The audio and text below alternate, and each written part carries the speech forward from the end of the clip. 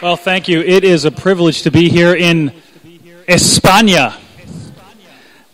You know, Spain is a country that has really contributed a lot to the world. Now, it may not be the best measure of a country, but there's something special about a culture whose language ranks at least among the top 5 spoken in the world, I think. You can take for that as you like. But as I flew over here and traveled by train from Barcelona, I enjoyed beautiful scenery of your coast. And of course, I want to congratulate you on a well-earned World Cup victory. Yeah. After the United States was eliminated by Ghana, of course, you know, what did you expect them? It was amazing they even got out of the group stage. But I was rooting for the Spanish team. I loved watching the Spanish team. What an elegant style of play. I loved watching it. And if I had to name a favorite team outside of the United States, where I cheer for the DC United, yeah, DC United, I would have to pick, and some of you will be mad at me probably, but I really like Real Madrid. Okay, so. But I digress. I'm not here to talk with you about sports. Rather, I bring you greetings from homeschoolers in America, where the number of students is, as some people have said, about 2 million, which translates into 750,000 families. This represents about 3 to 4% of the school-age population. In America, homeschooling is still growing, and it's really considered a pretty mainstream form of education. You know, you can talk about it as a quote-unquote alternative, but it really, in America, it's acknowledged to be a pretty normal and accepted way to educate children, but it's not always been that way. In America, just like it is in Europe today, it was not so accepted. Now today we do have a fairly high level of freedom from government oversight, at least in some of our states. Some of our states are fairly highly regulated, a few, but some. But as a federal republic, our states, our individual states, control education.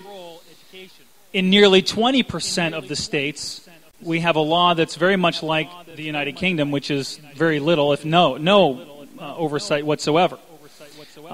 In other states, you simply have to tell the government that you're homeschooling. And in about half, or just under half, there is some kind of assessment. You heard the Italian talk about an annual or semi-annual assessment. I think in Poland they have to do that. Well, in some of our states, we have some forms of assessment that we have to do too. So we have a very broad range of regulatory schemes in our country. But our association was founded in 1983 to really defend parents who were in trouble. At that time, it was a big deal. It was like Germany in many respects. A bit more because there were more people doing it and a lot more problems. And since then, we have been working not only in the courts, but in the media, in state legislatures, with colleges and universities, government agencies at the federal and state level, and somewhat at the international level, as advocates for homeschooling. That's what our tagline is. We're advocates for homeschooling.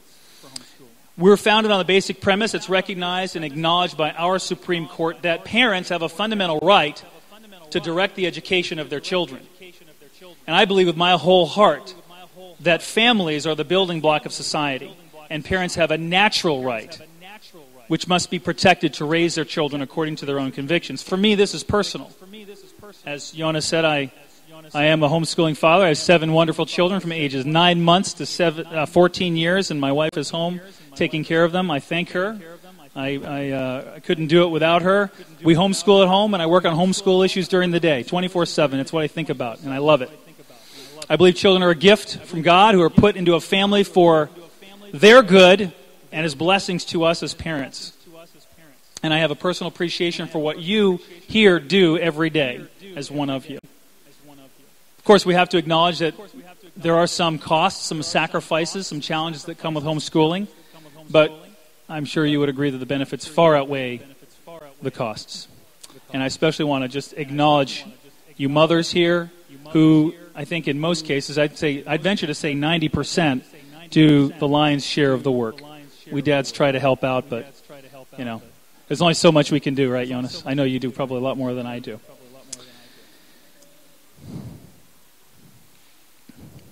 But it's no surprise to you that parents who seek to homeschool their children are treated with some measure of suspicion or hostility. Even in the United States, this is still true, and particularly so during the 70s, 80s, and 90s, where homeschooling was treated much like it is today in Germany and Sweden, and now apparently in Spain, things are not going in the right direction. During our fight in the United States to legalize homeschooling, parents were threatened with jail, and some actually went to jail. They were fined, in some cases large amounts of money. The custody of their children was threatened, and some children were taken away. And in some cases they moved, which is what a lot of European homeschoolers are having to do. These controversies, I think, expose the underlying conflict between competing views of the relationship between families and the state in the area of education. But where does this come from? Where does this resistance come from? Why should such difficult obstacles exist if the right of parents to direct their children is a fundamental human right, which I believe that it is? Well, first, many people don't want parents. They don't want you to educate your children because they believe it's the state's responsibility to do that. Secondly, when you suggest that homeschooling or even just parental freedom to choose how your child should be educated, which, should include homeschooling, they look at you like you're weird. You're from some other planet or something like that. Now, I was in Frankfurt, Germany 2 weeks ago. I was invited to present at a global conference on the philosophy of law and social philosophy.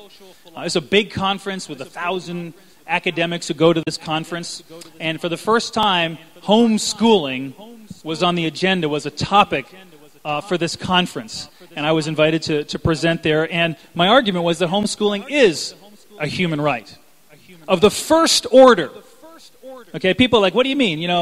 People are, being killed in Rwanda. That's what human rights are, right? The right to just have your limbs kept attached to your body, right? No, there's more to it than that. Homeschooling is a human right of the first order.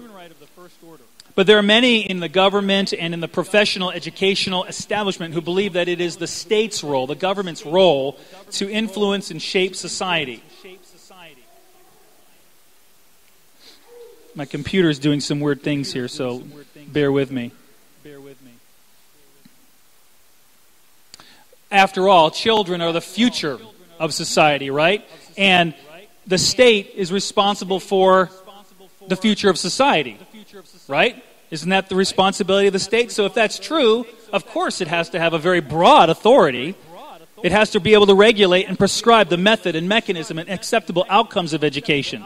And if you don't meet those methods and forms and outcomes, then, we'll just take your children away, right? That's the role of the state. It has to be able to do that.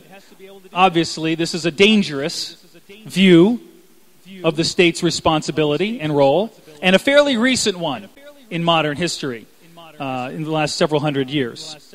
This view has had very tragic consequences in Europe and around the world in the most troubling periods of the last century, which we'll talk about a little bit. But if parents, on the other hand, are primarily responsible for a child's education, then it is the state's duty to defer to them and to protect the right of parents to do so, unless there's a compelling reason to interfere. We live in a society today where, unfortunately, there are people who do not do what they should do as parents. And there is an appropriate role for the state to intervene when there is a compelling reason to prevent children from being harmed. But in the educational area, this is rare. This controversy about freedom in education for parents is particularly reflected in the home education sphere, where parental influence is at its highest. It's a scary thing for those who want to reshape society. For some, every child not only has a right to an education, as the United Nations Convention on the Rights of the Child says, but they must receive a state-approved and a state-funded education.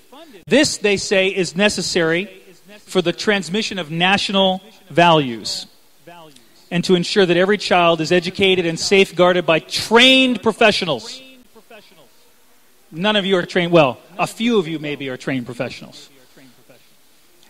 Two educational professors, Dr. Charles Glenn from the United States and Dr. Jan de Groof, who is Dutch. The Dutch have a great system in their country. Oh, is he Belgian? Oh, I thought he was Dutch. Well, forgive me. I'm an American. What do I know of Belgian, Dutch? He's Belgian. Thank you. That's right, he is Belgian. They have written an encyclopedia about education policy in 40 countries. And in their book, they say this. They say, to deny choice for parents to determine where and how their children are educated is unworthy of a free society. Not only is it unjust, it is also, I would argue, contrary to accepted norms of international human rights doctrine.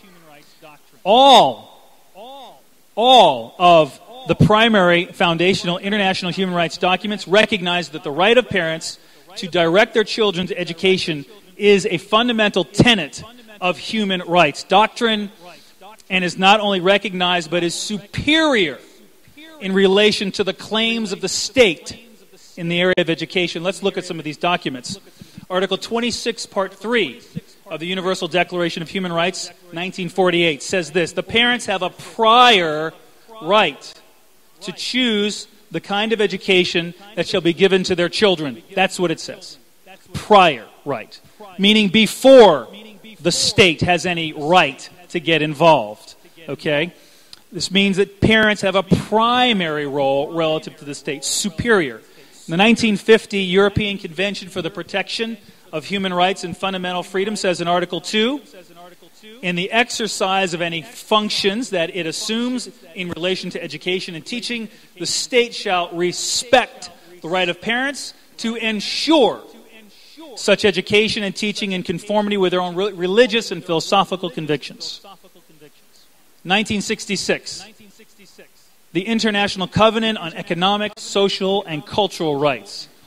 Article 13.3 says this: the states parties to the present convention or covenant undertake to have respect for the liberty of parents to choose for their children schools other than those established by public authorities, which conform to such minimal standards as the state may lay down, and to ensure that religious or moral education of their children is in conformity with their own convictions. Now, okay, this document allows the state to lay down certain minimal educational standards, but it reaffirms the Declaration's recognition of parental rights. The International Covenant on Civil and Political Rights, the ICCPR, went into effect in 1976, same year as the previous convention. Article 18, paragraph 4. The states parties to the covenant undertake to have respect for the liberty of parents and their guardians when applicable to ensure the religious and moral education of their children in conformity with their own convictions. Okay, so we don't have to quibble over what it means to ensure education in conformity with their religious or philosophical convictions. We don't have to argue or debate that point. But I think we can agree that as a foundational principle for human rights, the right of parents to direct their children's education is a human right that must be respected by the states who profess allegiance to these documents, who are signatories to them, and who, as Western countries primarily, believe in these notions of human rights. Well, if this is true, why is educational freedom not supported? Like this? You want me to slow down? I'm sorry.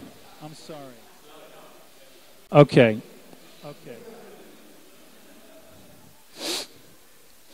I will slow down. I get excited. Forgive me. Okay. If this is true, why is educational freedom not supported by those who are often called progressives, who support these other human rights, like freedom of speech, freedom of the press, right? Are these not considered human rights? Religious belief, voluntary association, right? These kinds of human rights. Why do they see the family as a source of resistance to quote-unquote social progress and put their trust in government-sponsored schools to make children more progressive and enlightened than their parents? This is what Dr. Glenn and Dr. DeGroof ask. Why are there countries like Germany and Sweden and Brazil, the Canadian province of Quebec, who claim to respect general human rights norms but ban or oppress homeschooling parents? What makes education so controversial? Why should there be such a struggle between parents and governments over how and where and what children learn? Well, in America we have a professor of law. Her name is Martha Albertson Feynman. She is an internationally recognized child's rights legal scholar who writes this. She says, "The appropriate suggestion for our current educational dilemma is that public education should be mandatory and universal. Parental interest can supplement, but never replace, the public institution where the basic and fundamental lesson should be taught and experienced by all American children." And of course she believes that's true for all children, which is this fundamental lesson, that we must struggle together to define ourselves as a collective rather than individuals, right? Well, for her, apparently, it's not enough that children have the opportunity to go to a state school. Homeschools and private schools should be banned altogether. Now, this view has its roots in the philosophy of, and I love the French. There's a lot to love about France. And so I'm not being critical of France, but Jean-Jacques Rousseau, okay, a great French philosopher, or a French philosopher, social contract philosopher who believed that the state must control education. And this philosophy, I believe, is really at the root of a lot of what's happening in Europe today. He thought it was necessary that parents should give up their children to the state so they could receive education in the Enlightenment values of the Revolution. Okay? He said the state must control education. For Rousseau, the state, the government, was the stabilizing force in society. And children had to be provided an education from the state so they could fulfill their potential, and so the state could also do what it was supposed to do. He said this, "From the first moment of life, men ought to begin learning to deserve to live." And I'm going to skip through some of this. He later says in that quote, he said this, he said, "Families dissolve, but the state remains." This philosophy stands in stark contrast to that of John Locke, the great English philosopher, who had a big impact on America and our founding documents. He said, government has no role whatsoever in the education of children. He believed that nature granted instructions solely to parental power, not to civil government. And it is interesting to observe how in England today, the law reflects this philosophy by granting great freedom to British citizens to homeschool with very little, if any, oversight or intervention. Whereas you can look at France, where homeschooling is legal, but as you heard, is highly restricted. It's interesting to see these two philosophies and how they work themselves out. Of course, we know that a very tragic application of this philosophy that the state should control and shape society occurred in Germany, where Adolf Hitler in the 30s nationalized the education system. He said that the youth of today are the people of tomorrow. He believed that. He said this, he said, "When an opponent says to you, 'I will not come over to your side,' I say this, 'Your child belongs to us already. What are you? You will pass on. Your descendants, however, stand in the new camp. And in a short time they will know nothing else but this new community.'" That's what Rousseau said. That's what Hitler said. That philosophy is pernicious. It is evil. It is wrong. This idea echoes today in Germany still, where public policy makers and judges refuse to permit parents to educate children according to their conviction, legally. We heard about the Conrad case. I won't go into detail about that, other than to say that our organization actually didn't have anything to do with that. We weren't involved with bringing that case to the European Court. That was a German association. But however, the court did uphold the German court's findings, and the German court said this. They said parents do not have a right, but share an equal interest. In fact, they put the state on the same level as the parents in directing their children's education. They said that basically it's the state's job to socialize children. what they said. It's frightening language. And the European Court of Human Rights did not actually rule on the case. They just didn't take the case. They issued an opinion, though, why they didn't take the case, which was indeed, I think it was damaging.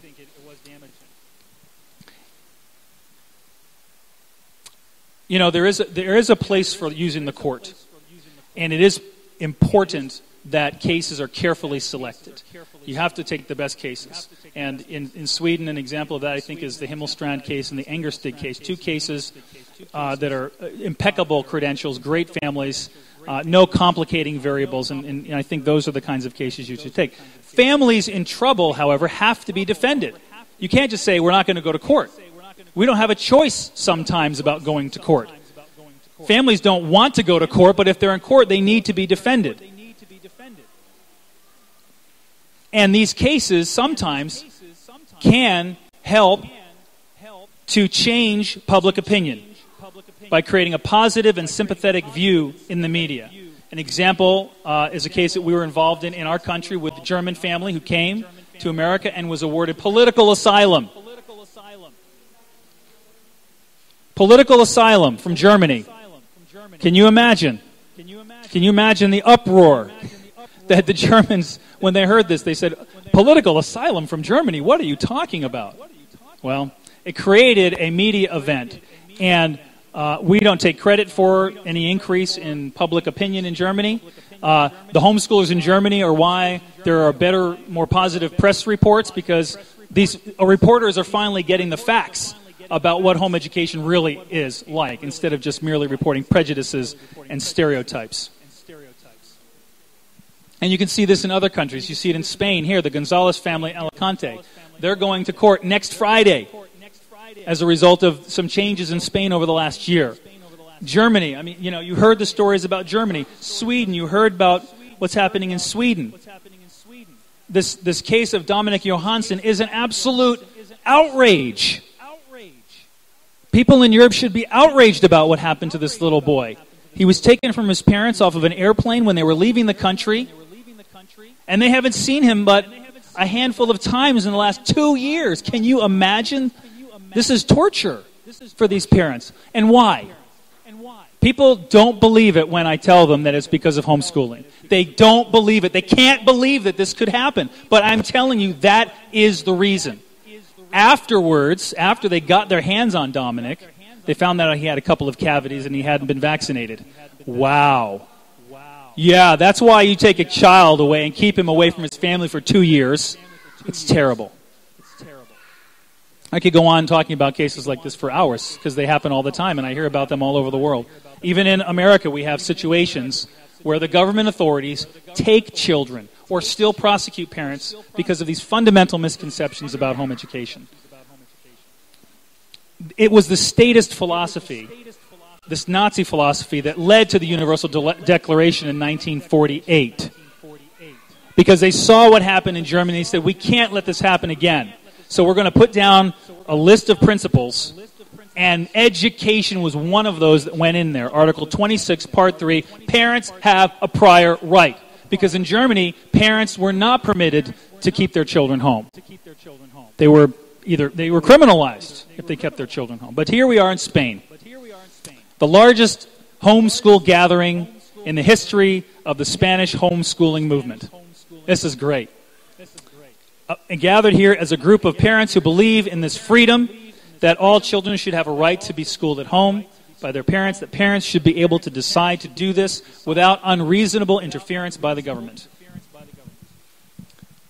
As this movement grows all over the world, people are beginning to notice you. The movement's getting bigger. You can't hide anymore. We have to confront these challenges. The authorities are finding this out, and in some cases, they are not informing themselves. But let's talk about this a little bit, because we have confronted these similar challenges in the United States. These challenges come from government officials and our fellow citizens. They're not necessarily mean. They are often just ill-informed. They're just ignorant. Now, some of them are mean. Some of them are mean, and they do believe that you have no right teaching your children because they want your children. Okay? But a lot of them are simply uninformed. And as I've traveled around the world and I've dealt with this homeschooling in many, many different ways, I found that there are basically 3 categories of objections that you have to deal with.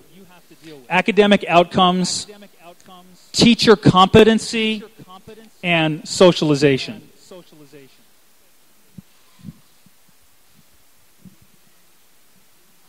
Okay. Academic outcomes has to do with what, how much, and how your children learn. Now, we won't go into the fact of looking at public schools and that they aren't doing very well in that area either. We're not going to compare. We're not here to trash the public schools. You know, if they want to have public schools, fine. Just leave us alone. Let us do what we want to do, right? Teacher competency says that mothers, who usually do the teaching, are simply not qualified to teach their children. How, they ask, could a mere mother,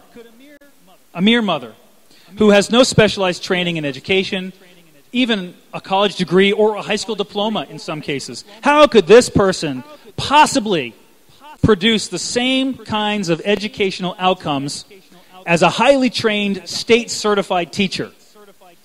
They can't even imagine. Socialization.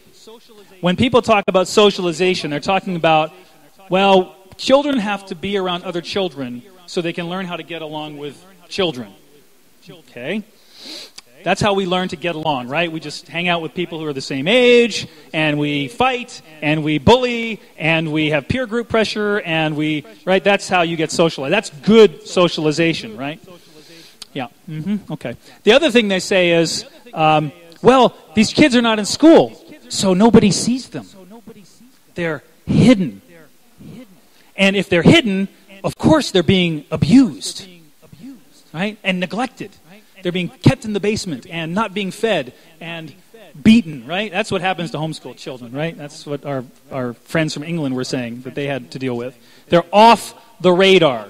That's the American expression, right? Off the radar. They can't be seen.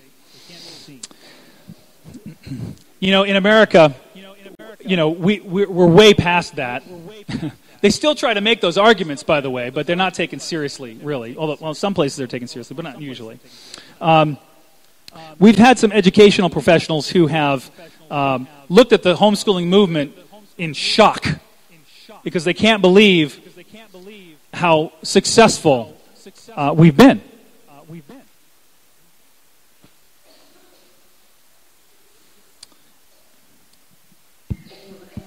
And here are some things that they've said. They've said, you know, it's important for children to move outside their families and learn how to function with strangers.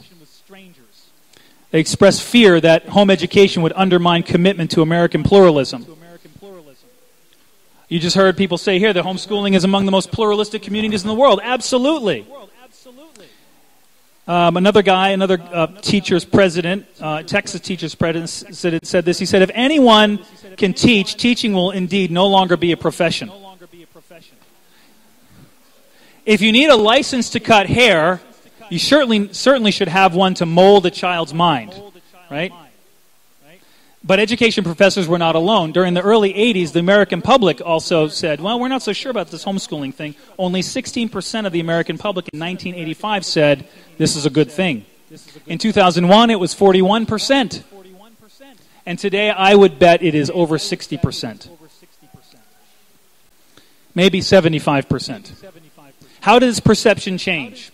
Well, we overcame these objections with facts, with evidence, and with argumentation. And it didn't happen overnight. In fact, it took a really long time. We've been doing this for 40 years in the United States. My hope is that you could benefit from our experience and that public policymakers in some countries around the world might be willing to examine the American experience with homeschooling to come to the same conclusion that all of our states in our country have come to, that homeschooling is not a threat to society. I know it sounds crazy. But some European policymakers are quite snobby and stuck up. And they think, oh no, we're Germany. That's America. Totally different. German children are different from American children. I mean, yeah, sure, they speak German, and you know, there are cultural differences, but are they so different? They're not so different. They're not so different. from Spanish, from Bulgarian, from Russian children, that the findings and research done on millions and tens of thousands and millions of homeschooled children in America are not applicable. They are applicable. Research has been conducted that shows that academic outcomes are not significantly related to the teacher's qualification or certification. There are studies that show this. Not even just on homeschoolers, but in public schools too. A professor of education in Indiana said there have been 1,500 articles, 1,500 articles written about home education since 1919. 200 written about the academic performance of homeschooled students. They show this, that homeschooling works, that academic performance by homeschooled children is far above that of public schooled students and private schooled students. And you can get these reports and information at our website if you want to get more information about that. There have also been 220 reports written about socialization since 1984. Dr. Brian Ray studied 5,000 homeschool graduates and found that homeschooled students are more civically active and participated in more extracurricular activities than public school and private school students. Other studies show that in scientific measures of social competency, homeschoolers score at or better than children in public school and private school. And when you understand how homeschooling works, it just makes sense. You know this. The flexibility, the individual training, the relationships, all of the things that you've heard about today that make homeschooling so great, that's why it's great, and that's why it works. As Jonas said, I love it. Public school is designed for the industrial age.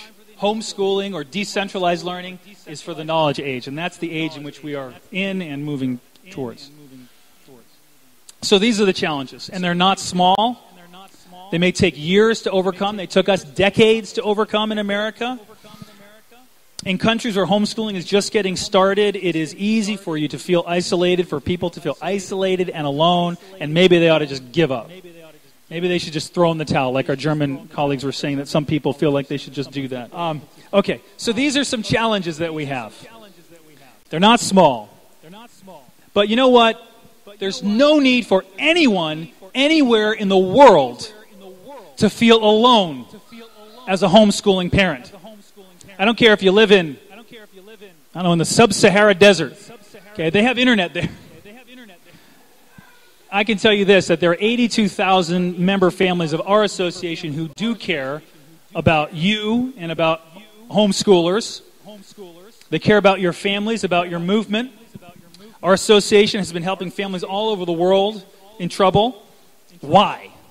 Why does an American association care about homeschoolers all over the world? Well, you know, us Americans, we just can't keep our noses out of other people's business. I mean, it was, after a couple of 100 years of keeping to ourselves, we had to go fix the world's problems, and we just can't stop. It's just, it's a problem. We don't all think this is a good thing, but it's what it is, But seriously, I mean, our association has members, not just in America. We have members in 36 countries all over the world. And we are not just an American organization. We are an international organization, even though 90% of our members are in America, and that is where we really do focus a lot. It's more than just altruism, of course. This is important, which for me, frankly, altruism is enough of a reason to want to help. But there is some pragmatic rationale for why American homeschoolers should care what happens to you, our colleagues and comrades and brothers and sisters overseas. Ideas travel quickly over the internet. And these notions, these bad notions about homeschooling that spring up here and there in Germany and Sweden, that homeschooling should be restricted or oppressed or resisted, we have to resist those ideas. If we let German and Swedish authorities get away with persecuting homeschoolers in their countries, then those arguments are going to take more root in our country, where there are plenty of people who would like to restrict homeschooling. Okay? And they look to Europe. These, in our country, the liberal elites, these law professors, they look to Europe because they think Europe is so advanced and so, like the Swedish utopia. They go, that's how we want to be. Okay? Not me. I mean, there's lots of great things about Europe. I love the food here. I mean, I love German bread, and I'm hoping to get some paella here in Spain. But anyway. Good thing I'm not a comedian, right? I'll keep my day job. But these ideas travel, and they need to be resisted wherever they spring up. America looked at Germany and Prussia for influence on our early American school system. So ideas about education are global ideas, and they have to be addressed globally. But more than this, in America, we've been blessed with great freedom and resources in our country. And we believe that it is our duty to help those who are oppressed, those who want the help. If you don't want the help, that's fine. We're not going to force you to take our help. If you want our help, we'll be very glad to help. Okay? We have a Statue of Liberty that stands in New York Harbor, right? It was given to us by the French. Yes, thank you. Thank you, Agnes. We appreciate it. It's given to our French friends. It says, in part, give us your poor. You're tired. Your huddled masses yearning to breathe free. Well, American homeschoolers know what it's like to suffer because of homeschooling. We know what it is like to have support, and we want to be able to help people breathe free.